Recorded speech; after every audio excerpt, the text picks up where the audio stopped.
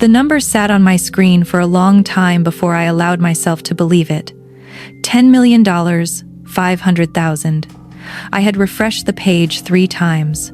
My hands shook so badly that I knocked my coffee mug off the desk, watching it fall in slow motion, shatter against the hardwood floor. And I didn't move. I just sat there, staring at that number.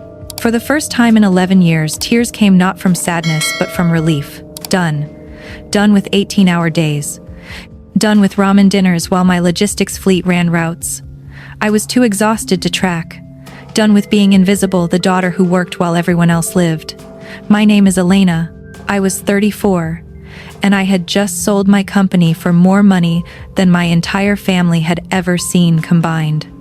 The first thing I wanted to do was call my mother, my sister, and tell them we were free. That reflex mattered. It revealed everything about who I had been and everything I was about to learn. I picked up my phone. That's when Julian sat down beside me. I expected excitement on his face, maybe disbelief mirroring my own. Instead, he was calm, deliberate, like he had already thought through something I hadn't. He put a hand over my phone gently, holding my gaze. "Call them," he said. "But tell them the company is gone. Tell them the money is frozen in a patent lawsuit and that you're bankrupt. Tell them you don't have a single cent left." I stared. I thought he was joking. His smile never came. "Trust me," he said. "One conversation. That's all I'm asking. Let the truth come out before you hand anything over." I had been with Julian for 6 years. In that time, he had never once steered me wrong. He had believed in my logistics idea before it even had a name. He had sat with me in a diner booth at midnight, drawing route maps on napkins when I had exactly $400 in my checking account. Every ounce of the trust I felt in that moment was earned. So, I pressed speakerphone with a trembling finger and told my mother and sister that I had lost everything. What happened next is the part I want you to hear, not just the facts, but the feeling of it. How a lifetime of assumptions can collapse in under 60 seconds. My mother, Yvonne, did not ask if I was okay. She didn't say, "Come home, honey," or "We'll figure this out together." She said nothing a mother should say when her child calls in crisis. After a silence long enough to confirm my worst fears, she asked if my name was still on the family cottage deed. "I need to know," she said, her voice shifting from warm to businesslike. "Whether the bank could go after our property because of my mistakes." That was her word, mistakes.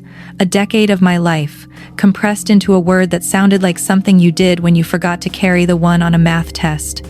Before I could respond, my phone buzzed. A text from my sister Sienna. "Don't even think about asking to crash here. My boyfriend doesn't do charity cases." I read it twice, put the phone face down, and finally understood why Julian had asked me to make that call. Over the next 3 days, I stopped being a daughter and became a researcher. I went back through my bank records not to count what I had, but to see what I had given. The paper trail was patient and damning. $60,000 for Sienna's wedding, a destination event with a 5-tier cake and a custom dress she had shown me on Pinterest with a note that said, "This is the one, Elena. This is my dream." The marriage lasted 6 months. The debt lingered for 3 years. $15,000 for my mother's roof. I wired it on a Tuesday. The following Saturday, Julian found photos on her social media Yvonne on the deck of a luxury cruise ship somewhere in the Mediterranean, a champagne flute in hand, the sun turning the water gold behind her. She had never fixed the roof. And then the smaller amounts, the car insurance, utility bailouts, just until next month requests that never had a next month attached. I had been running a private welfare system for my family for a decade, and I had called it love. What I began to understand was they had never called it that. For them, I was infrastructure, a resource. And the moment I told them that resource had dried up, they didn't grieve a daughter or a sister. They began looking for the backup supply. On day 3, I drove to my mother's house wearing a faded college hoodie and jeans I had pulled from a donation bin. I needed to see for myself whatever remained of the family I had spent my life trying to earn. The driveway told me everything before I reached the door. Sienna's car, the one I had made the down payment on, was parked at an angle like she owned the place. A delivery truck was unloading a marble bistro set for the back patio. Inside, the kitchen smelled of expensive steak and garlic butter. Sienna sat at the table in the $4,000 cashmere coat I had given her for Christmas, looking at me with the cold calculation of someone who had already decided politeness was no longer necessary. She pushed a plate of dry toast across the table and said I could have the leftovers because, and remember this line, starving is kind of the bankruptcy aesthetic. I sat, defeated, playing every note of the role Julian and I had rehearsed. Then I set my iPad on the counter, glowing with a document labeled Offshore Recovery Confidential. I said I needed to use the bathroom. From the hallway, through the crack of the door, I watched. They didn't wait for the bathroom door to click shut. Yvonne and Sienna moved toward the iPad as if it already belonged to them.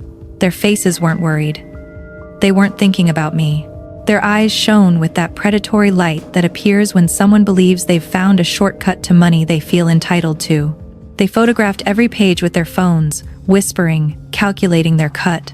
They thought they had found my secret, proof I had been hiding money from them. They didn't know every tap was recorded on a sync device in our home office, where Julian quietly watched them hand us everything we needed. What Julian saw the next morning changed everything. Sienna hadn't just been reviewing files. She had navigated to the IRS website and typed a very specific phrase. IRS Whistleblower Reward Form 211.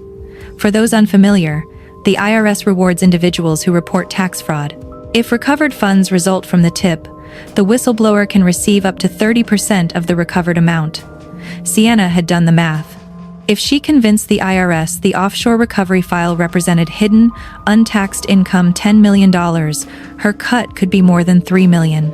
She was prepared to file a federal report, ready to put me in a cell if it meant she could keep her coat and steak dinners.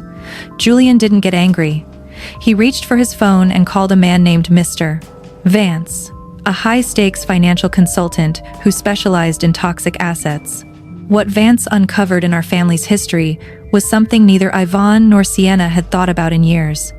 My mother had opened a shell company over a decade ago for a catering business that never launched. The entity had been dormant ever since, but it wasn't clean. It sat beneath $2 million in unpaid state-backed loans and a full decade of property tax liens. The company was a financial sinkhole with my mother's name on the door. Vance posed as a neutral investigator, calling Yvonne.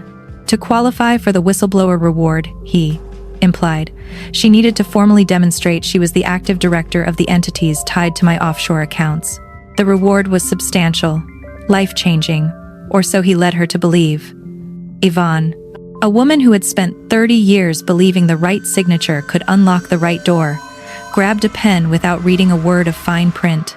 She signed a legal affidavit under penalty of perjury, confirming herself as the active director and sole controlling officer of a company drowning in $2,100,000 of debt. She thought she was signing into my fortune. She had actually signed herself into the single worst financial decision of her life. 2 days later, Julian sent a formal notice. Final asset distribution would occur at a private storage facility. He used cold, official language that made people believe they were about to receive something owed. Yvonne arrived in her best pearls. Sienna carried a designer portfolio like she was attending a closing. They walked down the corridor, confident in how they would spend the money. I stood at the far end, Julian by my side and Mr. Henderson, a senior recovery officer from the bank, next to me.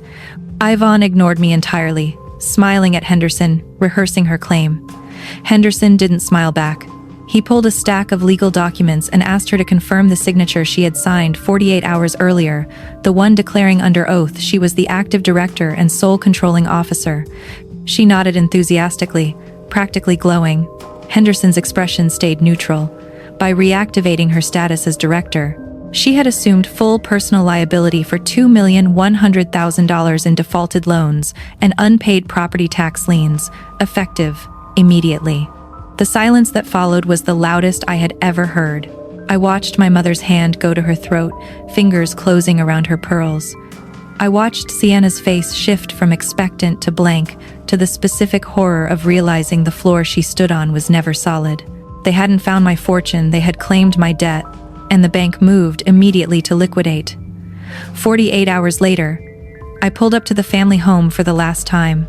A foreclosure sign had been staked into the front lawn, its red letters stark against the hedges I had paid a landscaping crew to maintain for nearly a decade. Sienna sat on a packing crate in the foyer, her cashmere coat draped over her shoulders like something that had already surrendered. She reached out her hand. "Just 10,000, she said. "Just enough for a rental." I looked at her long and steady. "I'm bankrupt, remember?" I said. "I don't do charity cases."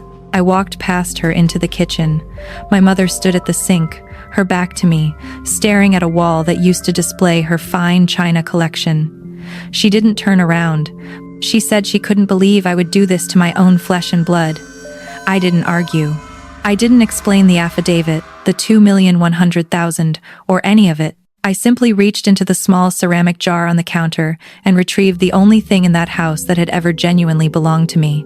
My grandmother's silver watch, pressed into my hand when I was 9, with a lesson I had never forgotten. Time is the only thing in life nobody can take back. Before I left, I walked to the backyard. My mother's dog Buster, a 12-year-old golden retriever, with a graying muzzle and gentle clouded eyes, was tied to the porch railing, whining softly at the chaos around him.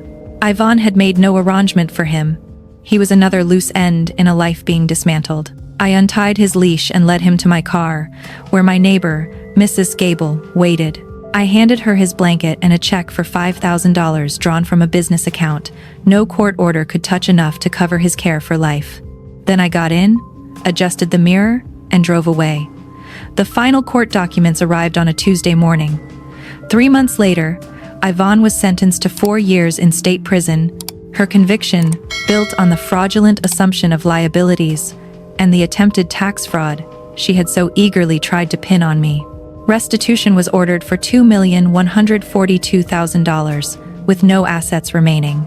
The bank seized everything: cottage, vehicles, the jewelry I had given her for her 50th birthday. Sienna avoided prison, but was barred from holding any fiduciary role for 15 years. Her professional reputation in finance was ruined before it had truly begun. Last I heard, she worked at a dry cleaner, 3 towns over, still telling people I had stolen her life. 3 months after sentencing, I received a letter on yellow legal paper. Ivan had written to say the food was making her ill, that as a mother she deserved a second chance, that she had done it all for family, to secure a future for both her girls. I read it once, then fed it through the shredder. I didn't feel anger, didn't feel that old pressure in my chest. I felt something quieter, permanent. I felt nothing. And nothing, I have learned, is not emptiness. It is freedom. I write this from my office, 60 floors above the city. The glass is cold against my hand. The skyline stretches endlessly. Lights, people, all moving toward what they believe will finally make them feel enough.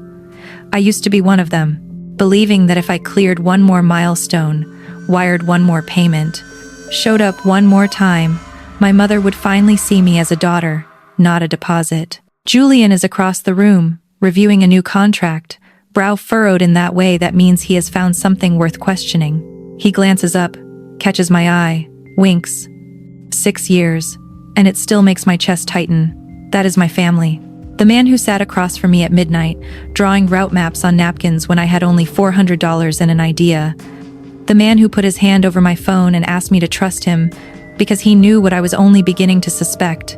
Blood is a biological fact, not a moral contract. You do not owe your peace, your earnings, or your soul to those who raised you. If they treated your success as a resource, they are entitled to harvest. Fear of telling someone you've lost everything is not weakness. It is information. It tells you they are not there for you. Greed destroys itself. My mother and sister didn't need me to ruin them. They did it themselves.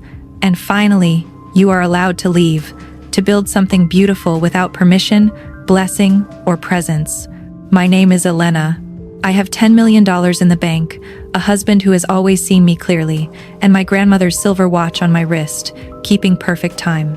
For the first time in 34 years, I am going home to a life that is entirely, unmistakably mine. Comment, like, and subscribe if you've ever felt the weight of being treated as a resource instead of family. It's worth sharing.